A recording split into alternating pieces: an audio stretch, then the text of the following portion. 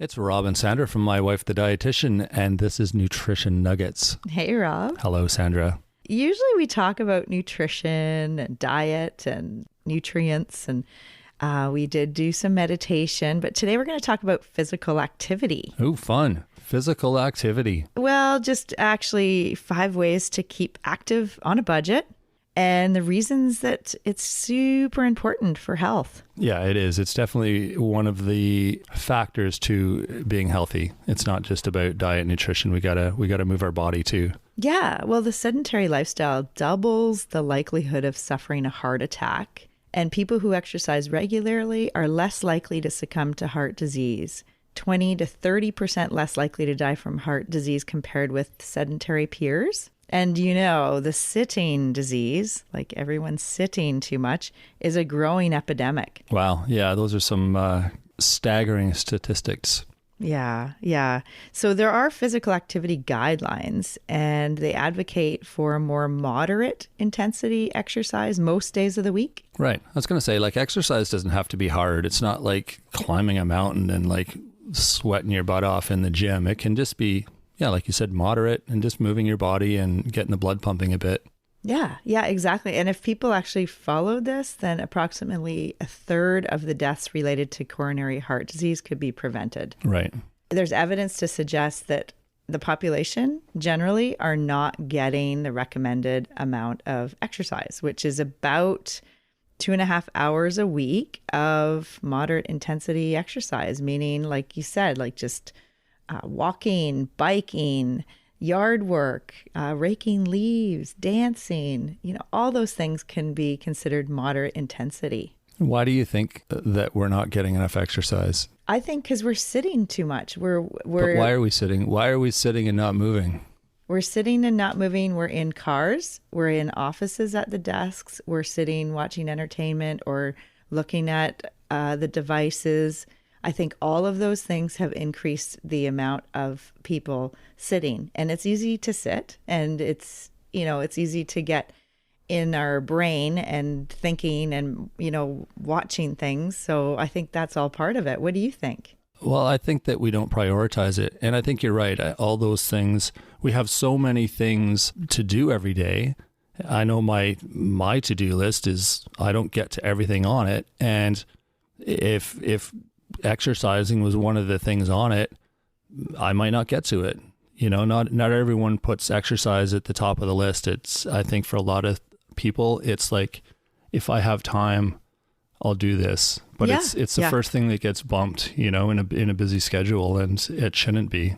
Yeah, absolutely. And I think you hit the nail on the head. I mean, it's got to be something that it's a routine in your schedule. So if it's a routine, you're more likely to do it. If you enjoy the activity, you're definitely looking forward to it. And, and that's the thing, research shows that, and just as you and I know, if you enjoy something, you're more likely to continue doing it and prioritizing it in your day because it's fun. And then when you start doing it, you realize how clear your mind is and how it helps you with the other priorities in your life because you're feeling less foggy and your blood is pumping and you know that you're doing something good for yourself.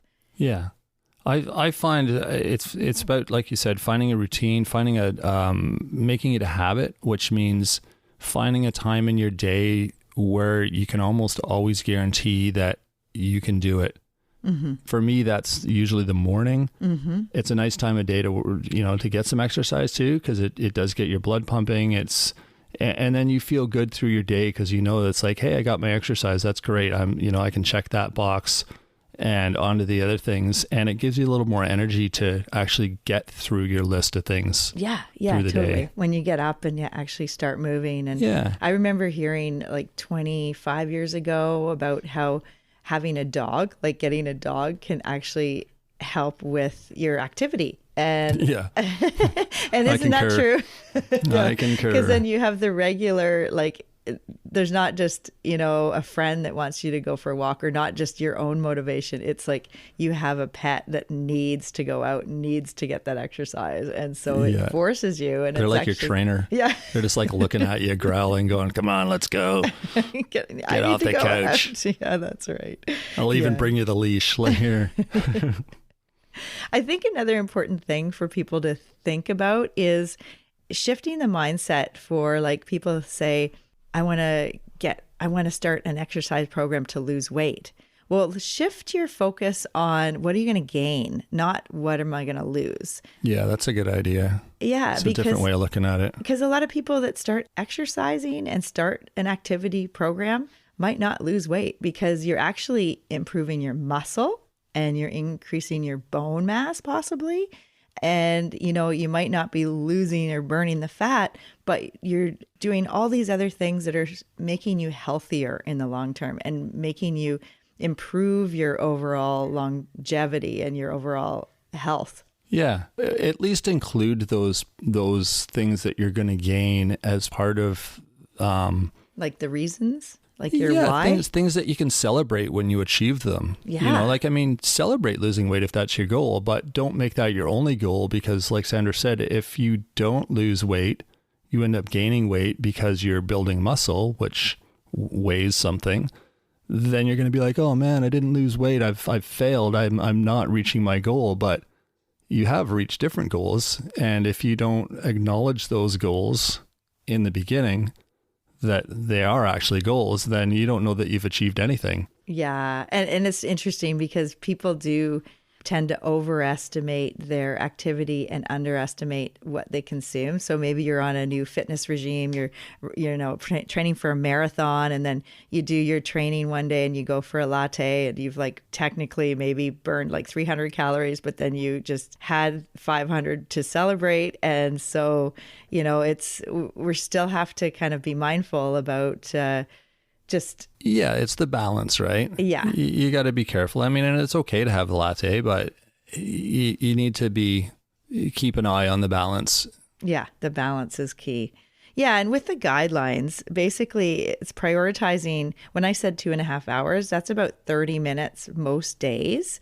And basically the moderate intensity exercise, vigorous intensity. So when you're actually increasing that heart rate and you're doing it about 10 minutes at a time or more, but like the fitness classes or basketball or, you know, fast swimming or hockey or squash or volleyball, like that would be that when you're really raising your heart rate a bit more than just going for a walk. Right. So the endurance activities, the moderate intensity, are, you know, those things that help your cardiovascular health. Right. Okay. So that helps your blood pump and it helps to overall reduce your blood pressure, your hypertension risk and all that. But then there's the strength training is important. So things that are increasing your bone mass and helping with muscles. So that would be like weight-bearing exercises. So what do you think what that might be for someone who doesn't have a gym or isn't necessarily a weightlifter? Yeah, well, I was going to say most people think, oh, that means I have to go to the gym and lift like steel barbells and dumbbells and like work out with guys in tank tops who are like this ballooning with muscles. But that's one option, but there's many other options. I mean, you can make a gym at home with a bucket and filled with water. Yeah. You can use resistance bands. You can use body weight, just doing push-ups and sit-ups and leg raises. You don't even need like weights, you know, like there's so many ways to get strength training exercises without going to a fancy gym or having fancy equipment. Yeah. And it is part of like to try to do that at least twice a week is really important just for your bone mass and your lean muscle.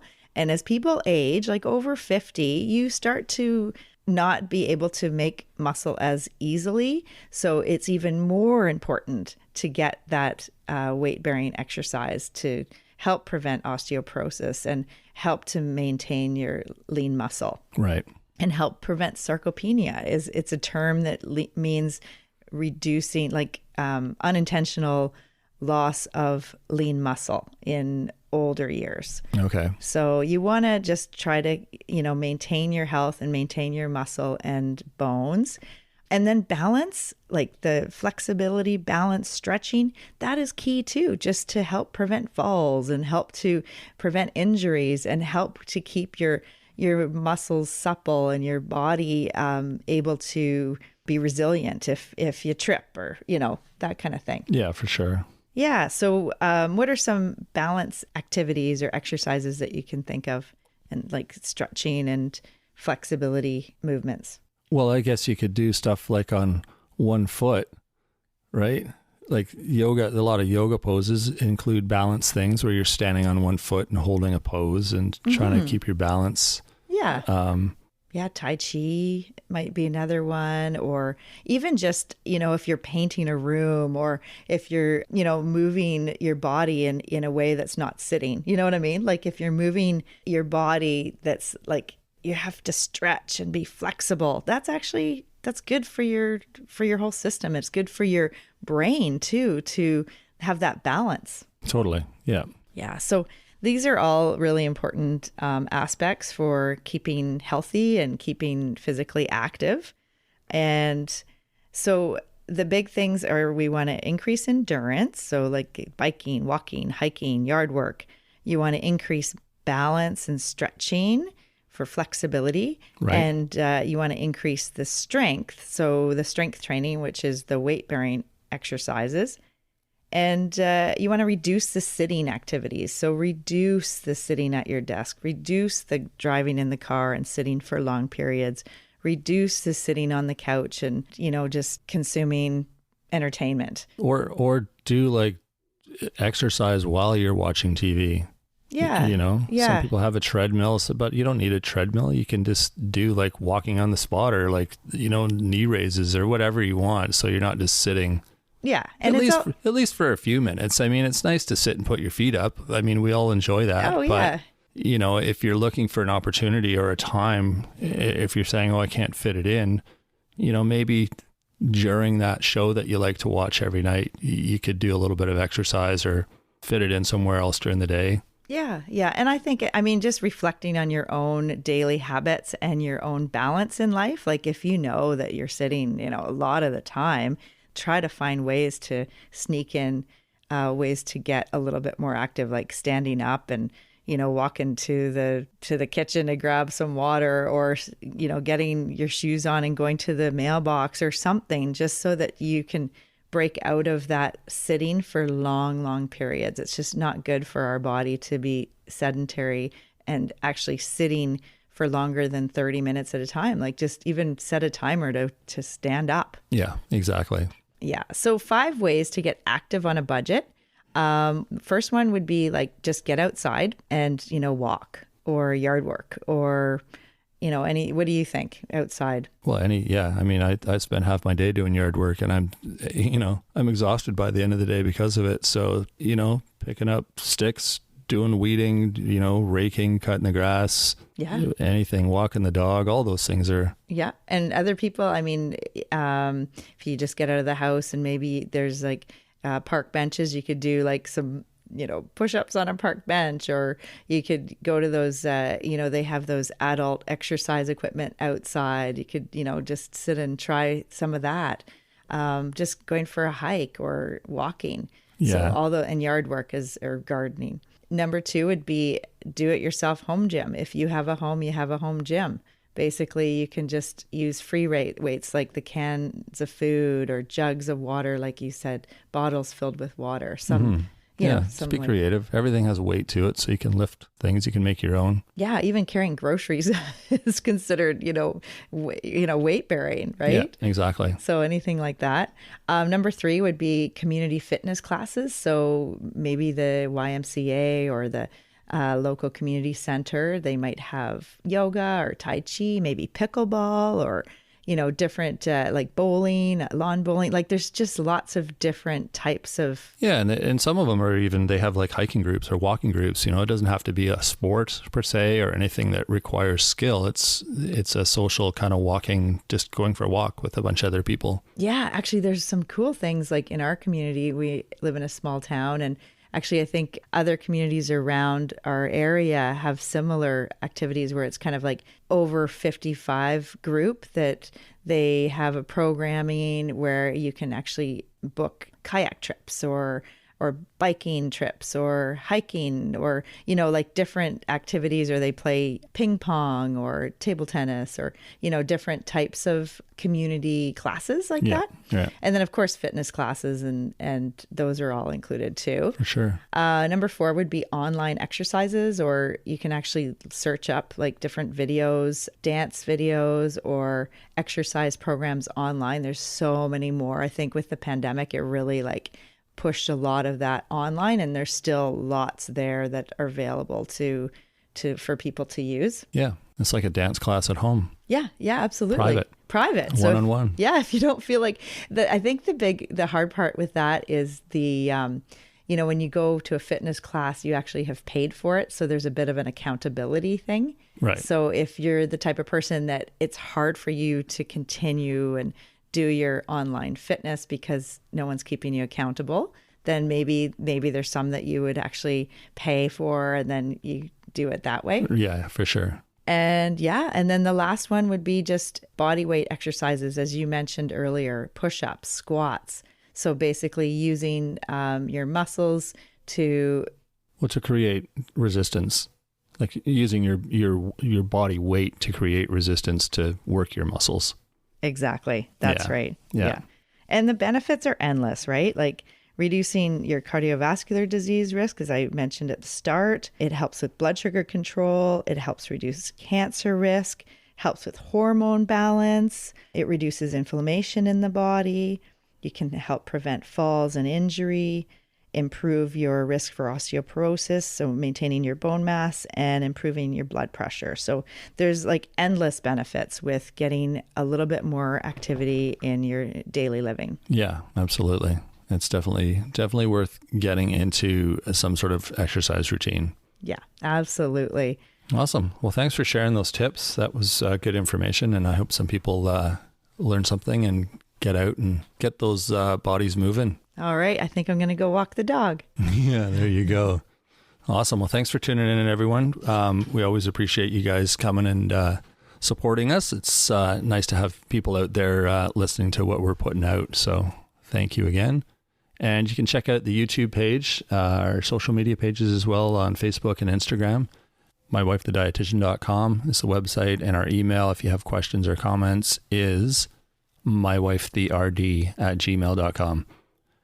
And next Monday, we have a really interesting interview with Halit Milner from South Africa. She's a dietitian that works on nutrigenomics. Nutrigenomics. Yeah. Yeah. It's really, really cool stuff. And we won't get into it here because it's a bit hard to explain, but it's really worth checking out. It's cutting edge, really interesting. Eating for your genes. Yeah. There's the basic. Not your pants. Not your pants. Your DNA genes. There you go. And, your other genes. Culinary nutrigenomics. So yeah, it's definitely worth a listen to that one. So that will be Monday next week. Have a good week, everyone. We will talk to you next Monday. Thanks, Rob.